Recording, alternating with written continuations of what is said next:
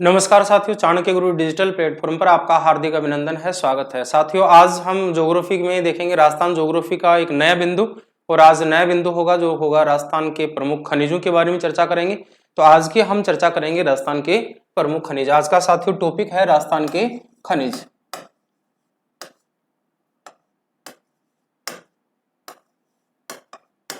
राजस्थान के खनिज संसाधन।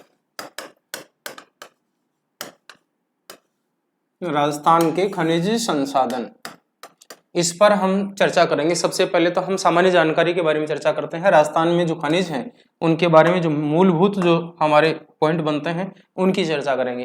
राजस्थान में प्रमुख खनिजों की बात करें तो सबसे पहले तो हम बात करते हैं राजस्थान में पाए जाने वाले खनिज। पाए जाने वाले खनिज। अब सबसे पहले पाए जाने वाले खनिजों की बात करेंगे तो सबसे पहले बात आती है खनिज होते क्या है। तो साथियों, खनिज क्या होते हैं? आपके जहन में आया होगा कि भूमि को खोद करके निकाले जाने वाले सभी पदार्थ होते हैं वो खनिज कहलाते हैं। साथियों, थोड़ा सा ध्यान देंगे, खनिज क्या होते हैं? भूगर्भ से प्राप्त होने वाले वे सभी पदार्थ जो कि अपनी भौतिक व रासायनिक संरचना में एक दूसरे से भिन्न होते हैं, भूगर्भ से प्राप्त होते हैं, ऐसे सभी तत्वों को, सभी पदार्थों को क्या कहा जाता है? खनिज कहा जाता है। ऐसे खनिजों में राजस्थान में पाए जाने वाले जो खनिज हैं उन खनिजों में राजस्थान में जो उपलब्धता है वो लगभग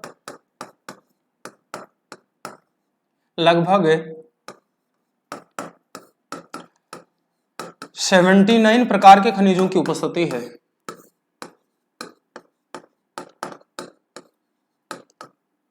राजस्थान में 79 प्रकार के खनिज पाए जाते हैं।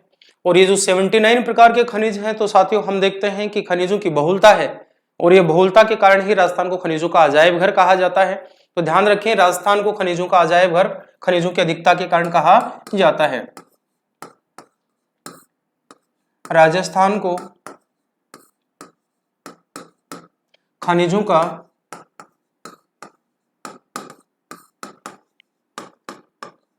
अजायब घर, खनिजों का अजायब घर कहा जाता है। कहा जाता है। क्यों कहा जाता है? ये तथ्य हमारे सामने स्पष्ट हो चुका है कि राजस्थान में पाए जाने वाले खनिजों की विविधता है और विविधता राजस्थान में पाई जाती है, इसलिए राजस्थान को खनिजों का अजायब घर कहा जाता है। राजस्थान में 79 प्रकार के खनिज पाए जाते हैं।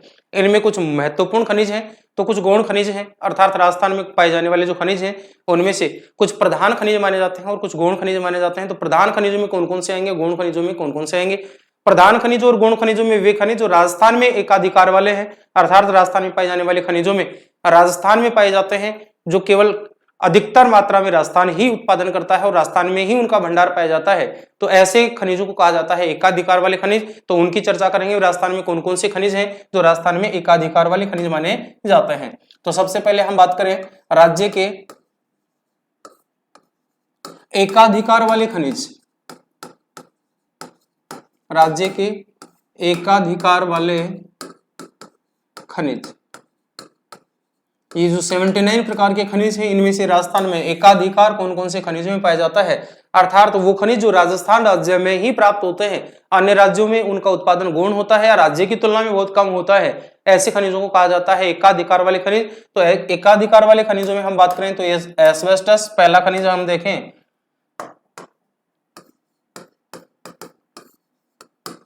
एस्बेस्टस। नेक्स्ट अगर हम दो बात करें तो यहां आता है सीसा जस्ता। एकाधिकार वाले खनिजों में सीसा जस्ता आता है। नेक्स्ट आता है जिप्सम, एकाधिकार वाले खनिजों में आता है। फिर नेक्स्ट अगर हम बात करें तो चांदी एकाधिकार वाले खनिजों में आता है। इसके अलावा हम बात करें रॉक फॉस्फेट,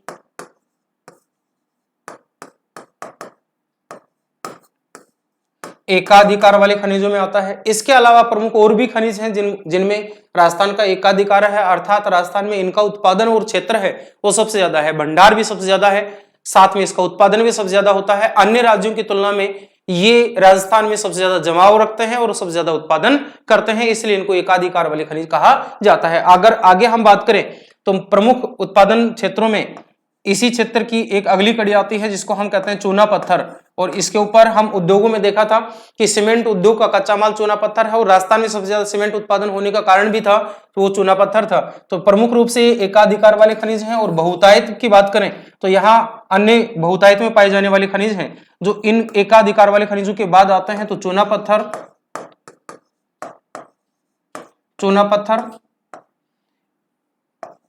इमारती पत्थर,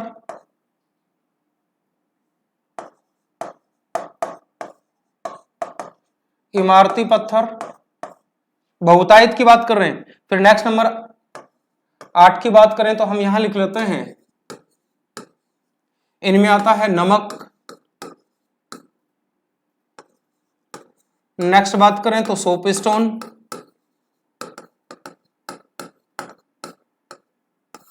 ये हमारे बहुतायत में है, अर्थात इन खनिजों को यहां से प्राप्त होता है नंबर 6, 7 और 8, 6, 7,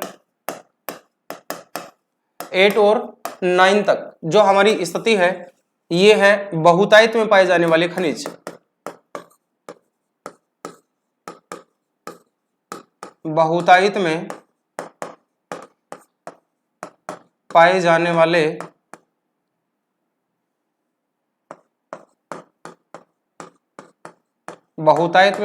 वाले खनिज।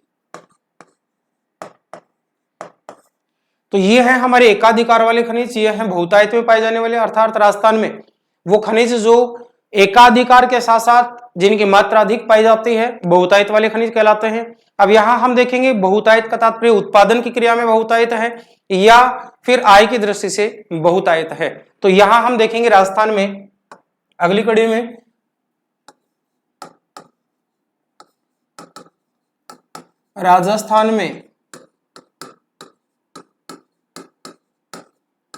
उत्पादन की दृष्टि से इंपॉर्टेंट क्वेश्चन है, वहां से क्वेश्चन यहां से हटा लिया जाएगा और यहां से क्वेश्चन डाल दिया जाएगा। राजस्थान में उत्पादन की दृष्टि से पाए जाने वाले प्रमुख खनिज कौन कौन से हैं या प्रमुख खनिज हैं। तो यहां आपको बताना है कि राजस्थान में जो उत्पादन हो रहा है सभी प्रकार के खनिजों में, जिनमें हमारा एकाधिकार भी है, जिनका हमारे यहाँ सामान्य स्थिति का उत्पादन भी होता है, लेकिन राजस्थान में जितने भी प्रकार के खनिज उत्पादन होते हैं उनमें से उत्पादन की दृष्टि से सबसे बड़ा खनिज कौन सा है या खनिज समूह कौन सा है। तो सबसे पहले आता है इसमें इमारती पत्थर,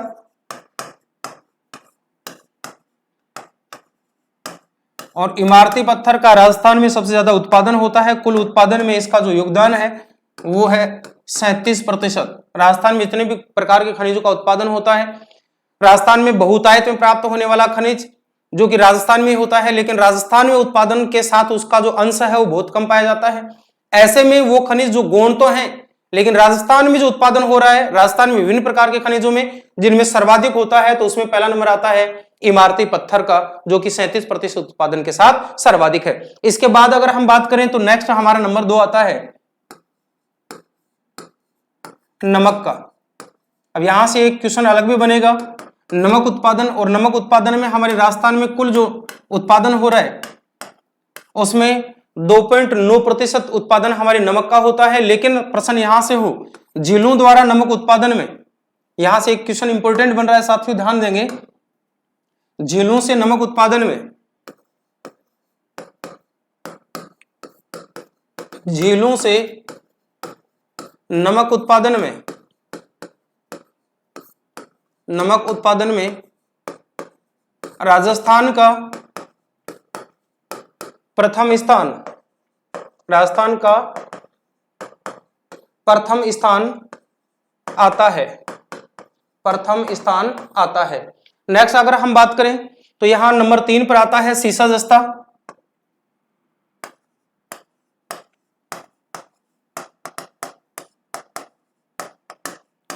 और सीसा जस्ता का जो उत्पादन होता है वो होता है 2.8%। तो राजस्थान के 3 प्रमुख उत्पादन के दृष्टि से प्रमुख जो खनिज माने जाते हैं, इमारती पत्थर 37% उत्पादन के साथ प्रथम स्थान पर आता है। उसके बाद में नंबर 2 पर नमक उत्पादन आता है। नमक उत्पादन राजस्थान में कुल जो उत्पादन हो रहा है उसका 2.9% अकेला नमक के अंतर्गत आता है। सीसा जस्ता जितना भी उत्पादन होता है सारे खनिज उनमें से 2.8% उत्पादन सीसा जस्ता के अंतर्गत होता है और इसका विस्तार भी ज्यादा पाया जाता है। ये प्रमुख उत्पादन करने की दृष्टि से प्रमुख स्थान रखने वाले खनिज हैं। अगर हम बात करें नमक की तो झीलों से नमक उत्पादन के दृष्टि से राजस्थान में झील नमक का प्रथम स्थान रखता है, अर्थात झीलों से नमक उत्पादन की दृष्टि से अग्रणी राज्य राजस्थान है। लेकिन नमक उत्पादन की दृष्टि से अग्रणी राज्य की बात होगी तो वहां आपका आंसर बनेगा गुजरात। गुजरात राज्य भारत में सबसे ज्यादा नमक उत्पादन करने वाला है, मूंगफली का सर्वाधिक उत्पादन करने वाला है और वर्तमान समय में कपास महाराष्ट्र और गुजरात राज्य में सर्वाधिक होती है। तो यहां ध्यान देंगे, नमक झीलों से नमक उत्पादन की दृष्टि से राजस्थान का प्रथम स्थान आता है। इंपोर्टेंट तथ्य है, राजस्थान का प्रथम स्थान आता है झीलों से नमक उत्पादन करने में। लेकिन राजस्थान में विभिन्न प्रकार के जितने भी खनिज उत्पादन होते हैं उन उत्पादन में नमक की जो भूमिका है 2.9% के साथ द्वितीय स्थान पर आती है। सर्वाधिक इमारती पत्थर 37% के साथ आती है और तीसरा जो नंबर आता है साथियों सीसा जस्ता का आता है 2.8% के साथ आता है। नेक्स्ट अगर इसी क्रम में हम देखें तो चौथे क्रम में अगर हम बात करेंगे तो वो आता है जिप्सम।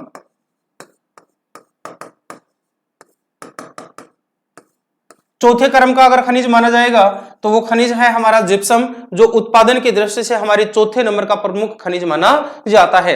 यहां हमारे प्रमुख खनिजों की बात हुई। अब हम बात करें जमाव की दृष्टि से और भंडार की दृष्टि से तथा हमारी आय की दृष्टि से, तो हम तुलना करेंगे भारत के साथ कि भारत में राजस्थान की स्थिति क्या पाई जाती है। तो इस तथ्य को और हम देखते हैं। भारत में राजस्थान की स्थिति, भारत में खनिजों की दृष्टि से, भारत में खनिजों की दृष्टि से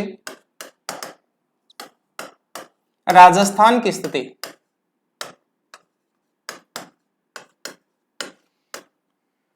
राजस्थान की स्थिति। अब यहां से कुछ महत्वपूर्ण तथ्य आपके एग्जाम के लिए निकलते हैं। तो सबसे पहले तो हम बात कर चुके हैं, राजस्थान में खनिज विविधता पाई जाती है, इसलिए राजस्थान को खनिजों का अजायब घर कहा जाता है। तो विविध प्रकार के खनिजों में राजस्थान का प्रथम स्थान आता है। तो खनिज विविधता में ध्यान दीजिए, खनिज विविधता में,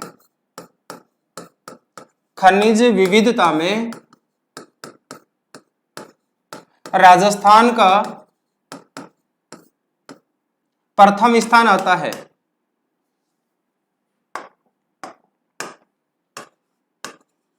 राजस्थान का प्रथम स्थान आता है। इंपॉर्टेंट तथ्य है, खनिजों के जो जितने भी प्रकार हैं अर्थात धरातल पर पाए जाने वाले खनिजों में राजस्थान राज्य 79 प्रकार के खनिजों का उत्पादन करता है। लगभग जो 79 प्रकार हैं ये राजस्थान जितना किसी भी राज्य के साथ विस्तृत नहीं है, इसलिए राजस्थान का वितरण की दृष्टि से अर्थात खनिज विविधता को हम कह सकते हैं वितरण या फैलाव। तो वितरण का अर्थ है विविधता, यहां वितरण में विविधता है और विविधता के कारण हमारा राजस्थान का प्रथम स्थान आता है। नेक्स्ट हम बात करें तो हमारा जमाव की दृष्टि से या भंडार की दृष्टि से, भंडार की दृष्टि से राजस्थान में वर्तमान की बात हो रही है।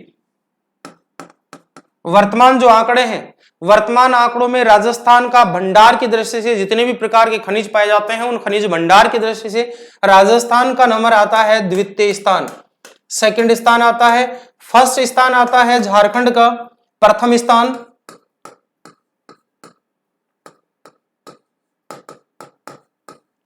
झारखंड। तो प्रथम स्थान झारखंड राज्य का आता है। राजस्थान का भंडार की दृष्टि से दूसरा स्थान आता है। पहले झारखंड, मध्य प्रदेश और राजस्थान का तीसरा स्थान था।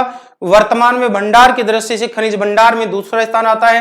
प्रथम स्थान झारखंड राज्य का आता है, जो पहले बिहार का हुआ करता था, लेकिन झारखंड जब बिहार से अलग हुआ तो वर्तमान समय में खनिज भंडार की दृष्टि से सबसे बड़ा भंडार झारखंड में पाया जाता है। तो भंडार की दृष्टि से सबसे बड़ा क्षेत्र झारखंड में है और झारखंड में छोटा नागपुर के पठार में है, इसलिए झारखंड के छोटा नागपुर पठार को राजस्थान के साथ ही एक समानता देखने को मिलती है। राजस्थान को खनिजों का अजायब घर कहा जाता है। छोटा नागपुर के पठार को खनिजों का अजायब घर कहा जाता है, जो कि झारखंड राज्य में है। इस तथ्य को भी ध्यान दे लेंगे। झारखंड में सबसे ज्यादा कहां पाया जाता है, तो छोटा नागपुर के पठार में, छोटा नागपुर का पठार। और साथियों ध्यान रखेंगे, छोटा नागपुर का जो पठारी प्रदेश है, छोटा नागपुर के पठार को भारत का खनिजों का अजायब घर, खनिजों का अजायब घर कहलाता है। अजायब घर कहलाता है। किसको कहा जाता है? छोटा नागपुर के पठारी प्रदेश को भारत में खनिजों का अजायब घर कहा जाता है। राज्य की बात हो तो राज्य राजस्थान खनिजों का अजायब घर कहलाता है। तो हम यहां देखें खनिजों का अजायब घर, तो राज्य की जब बात हो, जिसको हम देख चुके हैं, तो राज्य की बात होगी तो राजस्थान राज्य को खनिजों का अजायब घर कहा जाता है। राजस्थान को खनिजों का अजायब घर कहा जाता है। भौतिक प्रदेश की बात हो साथियों, तो इंपोर्टेंट प्रश्न बनेगा कि इस भौतिक प्रदेश को भारत का खनिजों का अजायब घर कहा जाता है, तो छोटा नागपुर के पठारी प्रदेश को खनिजों का अजायब घर कहा जाता है। किस राज्य को खनिजों का अजायब घर कहा जाता है? तो 79 प्रकार के खनिज की उपलब्धता के कारण राजस्थान राज्य को खनिजों का अजायब घर कहा जाता है। और अजायब घर के साथ साथ हमारी दो महत्वपूर्ण स्थितियां भी आ चुकी हैं। यहां खनिज विस्तार की दृष्टि से या वितरण की दृष्टि से देखा जाए तो सर्वाधिक विस्तार होने के कारण यहां इसका प्रथम स्थान आता है। वहीं अगर हम भंडार की दृष्टि से देखें तो भंडार की दृष्टि से हमारा दूसरा स्थान आता है, झारखंड का प्रथम स्थान आता है, राजस्थान का द्वितीय स्थान आता है। तो यहां हम देख रहे हैं कि खनिजों का अजायब घर कहा जाता है। तो इसी दृष्टि से हम देखें तो राजस्थान के किस भौतिक प्रदेश को खनिजों का अजायब घर कहा जाता है? तो सबसे ज्यादा हमारी जो खनिज संपदा है वो प्राचीन पर्वत श्रृंखला जो अरावली के रूप में विस्तृत है, इसमें पाई जाती है। तो राजस्थान के किस भौतिक प्रदेश को खनिजों का अजायब घर कहा जाता है? तो अरावली प्रदेश को खनिजों का अजायब घर कहा जाता है। राज्य में अरावली को खनिजों की अधिकता के कारण, खनिजों की अधिकता के कारण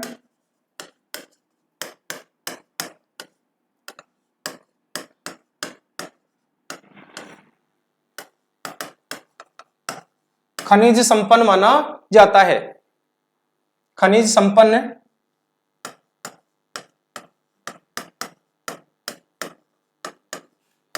माना जाता है।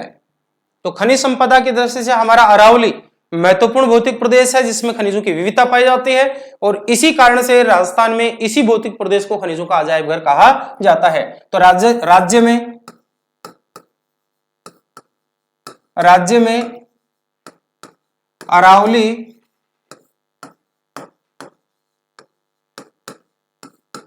खनिजों का अजायब घर कहलाती है।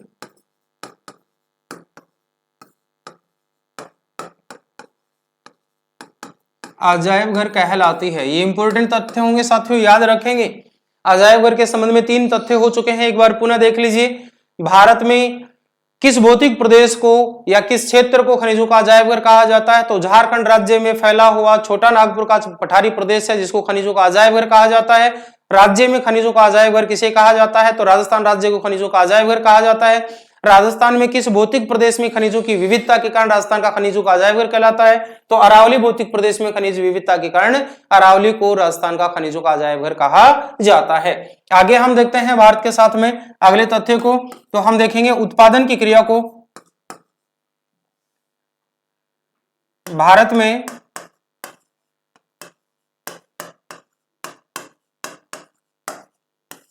उत्पादन की दृष्टि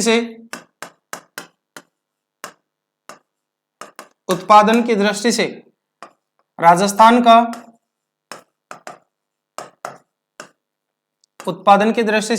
का तीसरा स्थान आता है। तीसरा स्थान आता है या थर्ड स्थान आता है।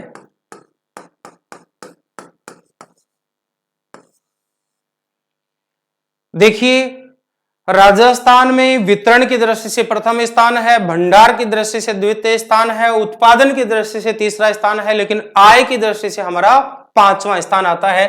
तो तथ्य इंपोर्टेंट यहां से भी होगा, याद रखिए। राज्य का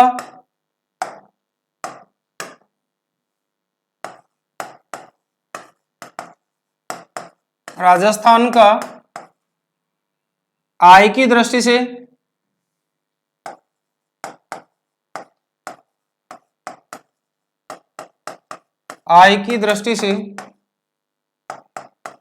पांचवा स्थान आता है।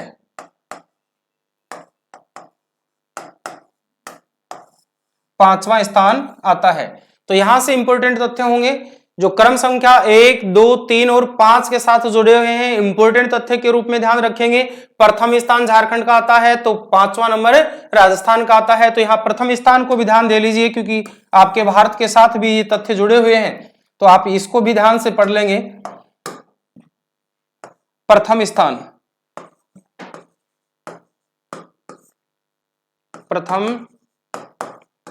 तो प्रथम स्थान आता है झारखंड का।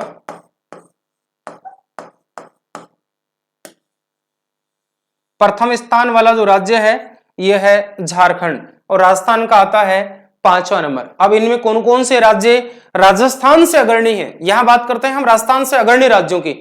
तो झारखंड राज्य, गुजरात राज्य, मध्य प्रदेश राज्य, असम राज्य और राजस्थान का पांचवा नंबर आता है। तो राजस्थान से 4 राज्य आय की दृष्टि से खनिज उत्पादन में आगे हैं, पांचवा नंबर हमारे राजस्थान का आता है। वर्तमान समय की स्थिति की ये थी जानकारियां। आगे हम देखते हैं राजस्थान में पाए जाने वाले जो विभिन्न प्रकार के खनिज हैं, खनन विभाग द्वारा या खान एवं खनिज विभाग द्वारा राजस्थान के इन खनिजों को कितने भागों में बांटा गया है उसकी चर्चा हम करते हैं। तो राज्य में पाए जाने वाले प्रमुख खनिजों के प्रकार या खनिज वर्गीकरण हम देखें। खनिज वर्गीकरण, और उस वर्गीकरण में हम देखेंगे खनिजों की कौन कौन सी अवस्था जो राजस्थान में पाई जाती है और कौन सी श्रेणी के खनिजों को व्यक्त करती है। तो राजस्थान में पाए जाने वाले खनिजों में ये खनिज है, ये मुख्य रूप से प्रथम अवस्था आती है, उसको माना गया है धात्विक खनिज। धात्विक खनिज, खनिजों का दूसरा प्रकार बताया गया है अधात्विक खनिज।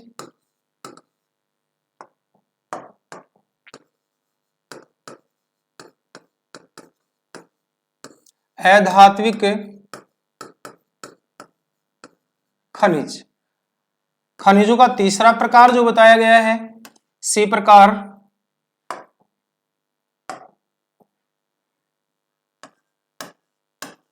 ये बताया गया है ऊर्जा खनिज।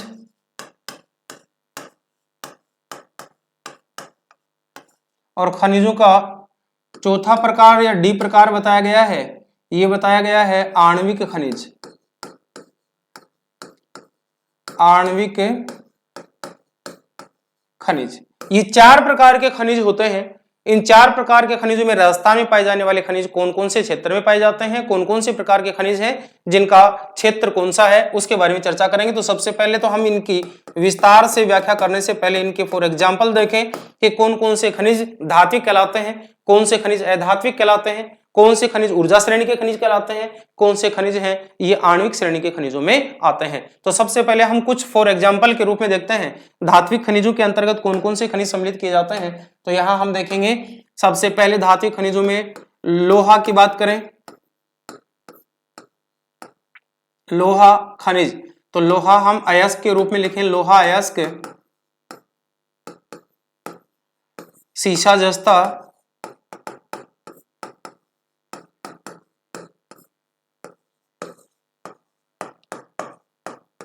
तांबा। इसके अलावा हम देखें निकेल, मैग्नीज,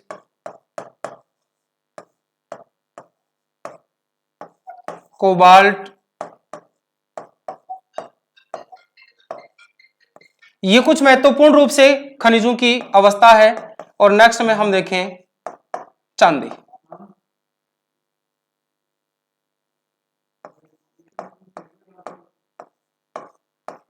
ये मुख्य रूप से हमारे राजस्थान में धात्विक खनिजों की उपस्थिति है, जो या तो प्रधान रूप से होगी या गौण रूप से होगी, लेकिन इनकी उपस्थिति राजस्थान वाले प्रदेश में पाई जाती है।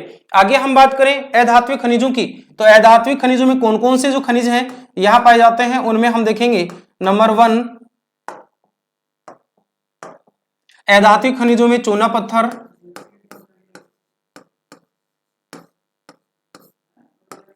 नेक्स्ट नंबर 2 पर देखेंगे ग्रेनाइट, नंबर 3 देखें जिप्सम, नंबर 4 देखें अब्रक, नेक्स्ट नंबर देखें सोपस्टोन। इसके अलावा भी कुछ खनिज और होते हैं जिनमें हम देखें तो कुछ अर्धकीमती पत्थर के रूप में होता है तांबड़ा, या इसके अलावा हम देखें तो हीरा, या फिर इसके अलावा भी और मार्बल के रूप में या डोलोमाइट पत्थर के रूप में राजस्थान में अन्य प्रकार के खनिज भी उपस्थित हैं।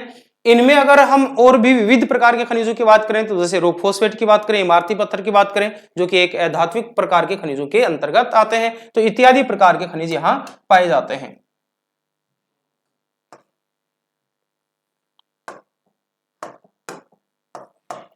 ETC प्रकार के खनिज यहां राजस्थान में पाए जाते हैं। अगर हम बात करें ऊर्जा खनिजों की, तो ऊर्जा खनिजों के अंतर्गत मुख्य रूप से खनिज जो आते हैं इनमें नंबर 1 ऊर्जा खनिजों में कोयला, खनिज तेल,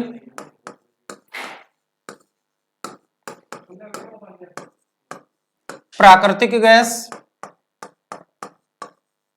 जो राजस्थान में पाए जाते हैं, ये खनिज ऊर्जा खनिजों के अंतर्गत आते हैं। अब बात करें आणविक खनिजों की, तो साथियों आणविक खनिजों में कौन कौन से खनिज आते हैं, तो आणविक खनिजों में राजस्थान में पाए जाने वाले खनिज, और यहां हम अगर संपूर्ण भारत की बात करें या संपूर्ण पृथ्वी पर पाए जाने वाली उन खनिजों की बात करें जो आणविक खनिजों के अंतर्गत आते हैं, जो राजस्थान में पाए जाते हैं, तो उन खनिजों में हम देखते हैं यूरेनियम खनिज,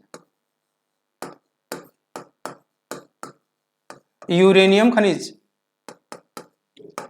बेरिलियम,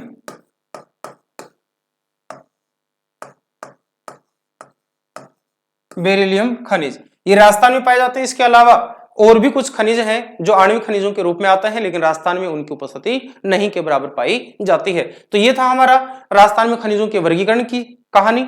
अब इस वर्गीकरण की स्थिति से अपने को स्पष्ट होता है कि हमारा कौन सा खनिज है जो हमारे किस क्षेत्र के लिए जुड़ा हुआ है या इसका उपयोग किस क्षेत्र में होता होगा।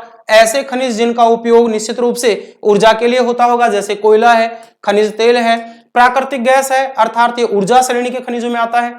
अधात्विक श्रेणी के खनिजों में चूना पत्थर है, कहीं ना कहीं इसका उपयोग धातु के अलावा ही होता होगा, निश्चित रूप से, चाहे उसका सीमेंट उत्पादन में होता हो या कोई दूसरे कार्य में होता हो।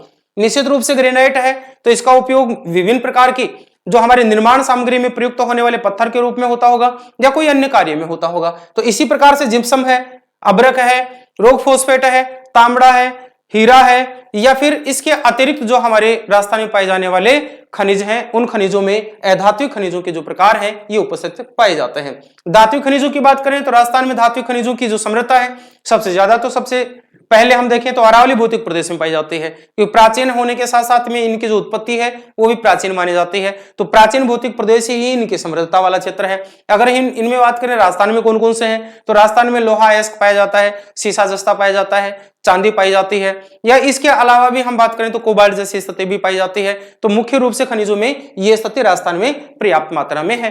तांबा जो उत्पादन था वो वर्तमान समय में घटता जा रहा है, अर्थात राजस्थान में पाए जाने वाला जो तांबा भंडार था वो धीरे धीरे उत्पादन के कारण से सीमित होता चला गया। वर्तमान में राजस्थान में तांबे की उत्पादन क्षमता घटती जा रही है।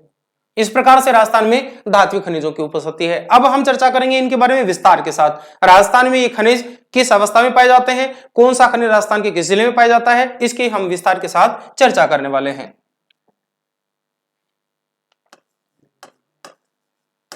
राजस्थान के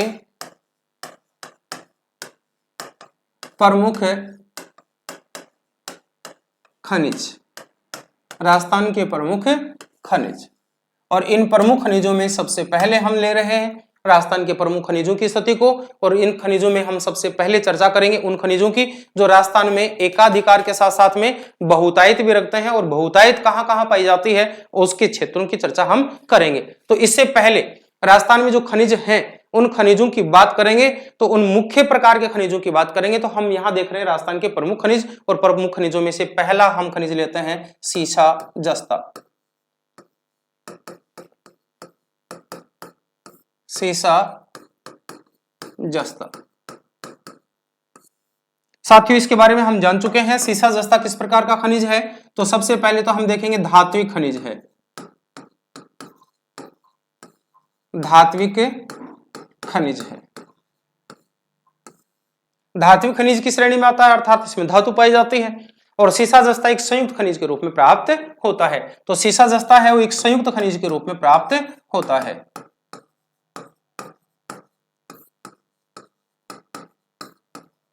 संयुक्त खनिज के रूप में प्राप्त होता है। अब संयुक्त रूप में कैसे प्राप्त होता है, एक ही खान से, अर्थात सीसा जस्ता है वो साथ साथ निकलता है, साथ साथ निकलता है। अब निश्चित रूप से कहीं पर जस्ते की मात्रा ज्यादा हो सकती है, तो कहीं पर शीशे की मात्रा ज्यादा हो सकती है, लेकिन जिन खानों से शीशा प्राप्त होता है वहां से जस्ता भी प्राप्त होता है, जिन खानों से जस्ते की उपलब्धता है वहां से शीशे की उपलब्धता भी है, लेकिन एक सह खनिज के रूप में और प्राप्त होता है। कहीं इसकी मात्रा अधिक होती है, कहीं कम होती है, वो होता है चांदी। तो सीसा जस्ता और चांदी है ये एक ही खानों से प्राप्त होता है, अर्थात ये तीन खनिज संयुक्त रूप से प्राप्त होती हैं। लेकिन किस खनिज को जुड़वा खनिज कहा जाता है, तो सीसा जस्ता खनिज को जुड़वा खनिज कहा जाता है। इसको जुड़वा खनिज कहा जाता है। सीसा जस्ता जुड़वा खनिज कहलाता है। अब यहां से हम थोड़ा सा नोट में ध्यान देंगे,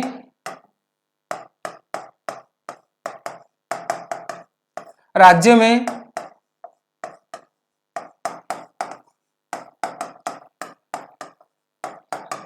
सीसा जस्ता के साथ चांदी की भी प्राप्ति होती है, चांदी की भी प्राप्ति होती है।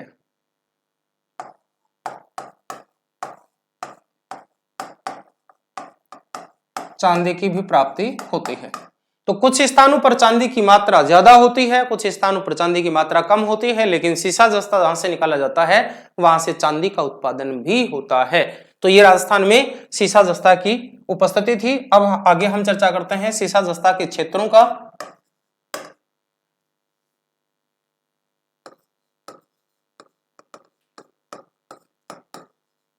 सीसा जस्ता क्षेत्र, तो सीसा जस्ता क्षेत्र की बात करेंगे तो सबसे पहले हम मानचित्र के आधार पर देखते हैं कि राजस्थान में सीसा जस्ता का उत्पादन कहां होता है।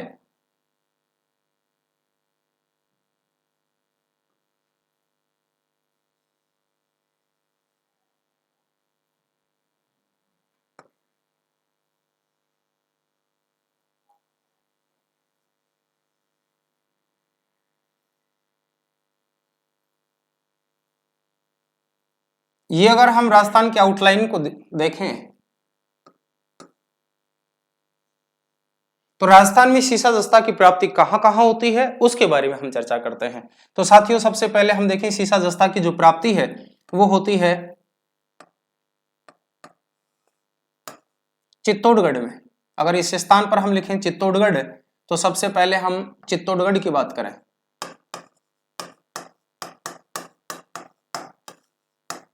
चित्तौड़गढ़, तो चित्तौड़गढ़ में कहां से प्राप्त होता है, तो चित्तौड़गढ़ में चंदेरिया से प्राप्त होता है। चित्तौड़गढ़ में चंदेरिया से प्राप्त होता है। इसी के पास में राजसमंद की स्थिति आती है।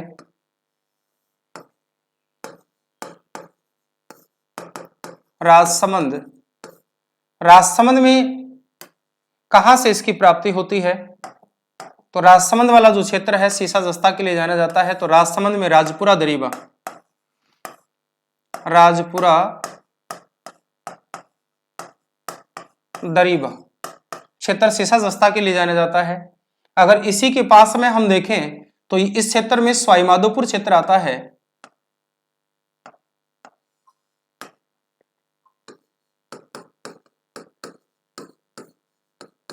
सवाईमाधोपुर, और सवाईमाधोपुर वाले क्षेत्र में जो स्थान है वो है चौथका बरवाड़ा।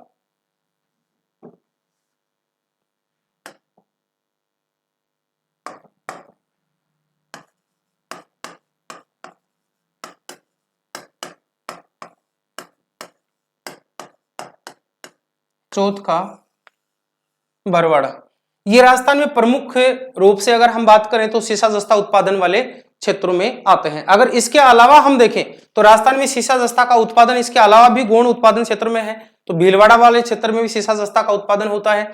इसके अलावा हम बात करें तो मुख्य रूप से अरावली के जो पर्वतपदीय क्षेत्र हैं उनमें भी सीसा जस्ता का उत्पादन होता है। कहां कहां होता है उसकी हम बात करें तो यहां हम देखेंगे उदयपुर क्षेत्र में,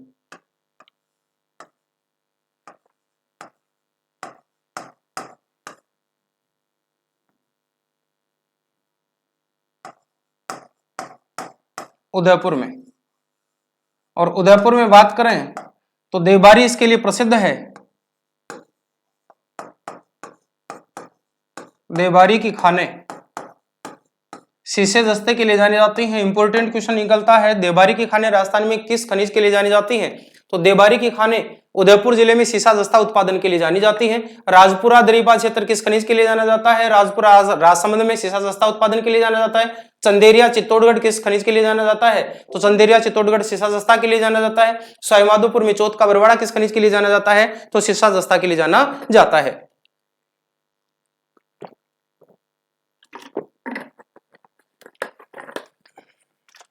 आगे देखें हम तो यहां से हम देखेंगे भीलवाड़ा वाले क्षेत्र की बात करेंगे।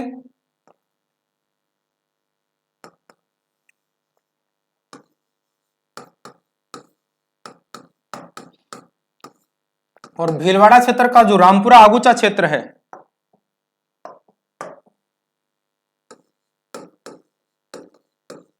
रामपुरा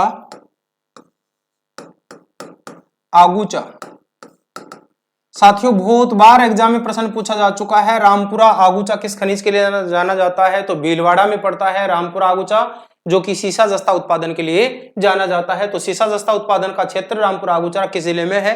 भीलवाड़ा जिले में है। अगर इसके अलावा उदयपुर क्षेत्र के विशेष पर्टिकुलर स्थानों को पूछा जाए तो आपको ध्यान रखना है, आपके रेट लेवल के अकॉर्डिंग पर्याप्त है, लेकिन कुछ विशेष स्थान है। बरोड मगरा जो कि उदयपुर जिले में पड़ता है, सीसा जस्ता क्षेत्र के लिए जाना जाता है। तो यहां से भी थोड़ा सा एक ध्यान और दे लेंगे। उदयपुर में बरोड मगरा,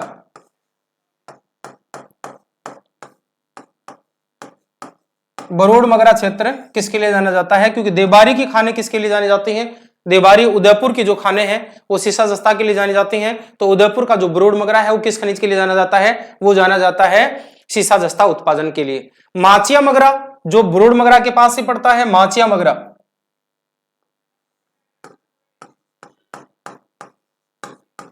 माचिया मगरा, बरोड मगरा और माचिया मगरा, ये क्षेत्र किसके लिए जाना जाता है? ये क्षेत्र जाना जाता है सीसा जस्ता उत्पादन के लिए।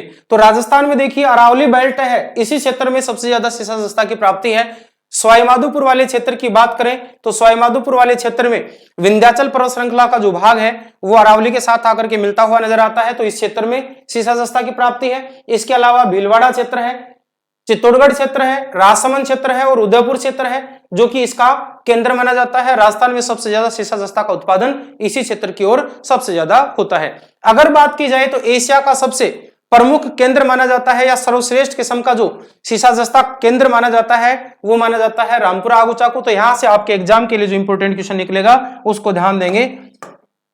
रामपुरा आगुचा भीलवाड़ा एशिया की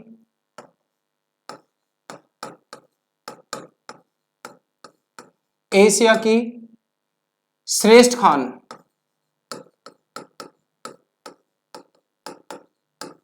एशिया की श्रेष्ठ खान मानी जाती है। किसके लिए जानी जाती है? सीसा जस्ता उत्पादन के लिए एशिया की श्रेष्ठ खान भीलवाड़ा के रामपुरा आगुचा क्षेत्र में स्थित है, जो कि एशिया की प्रसिद्ध खान मानी जाती है, अर्थात गुणवत्ता में श्रेष्ठ प्रकार का सीसा जस्ता राजस्थान के भीलवाड़ा जिले के रामपुरा आगुचा से प्राप्त होता है। साथियों, अगर हम बात करें इसके अयस्क की, तो अयस्क की स्थिति को हम अंत में एक चार्ट के माध्यम से लेंगे, लेकिन याद रखना सीसा जस्ता का जो अयस्क होता है उसको गैलेना कहा जाता है। सीसा जस्ता जिसका अयस्क होता है गैलेना। या प्रश्न पूछ लिया जाए किस अयस्क से प्राप्त होता है, तो सीसा जस्ता गैलेना अयस्क से प्राप्त होता है।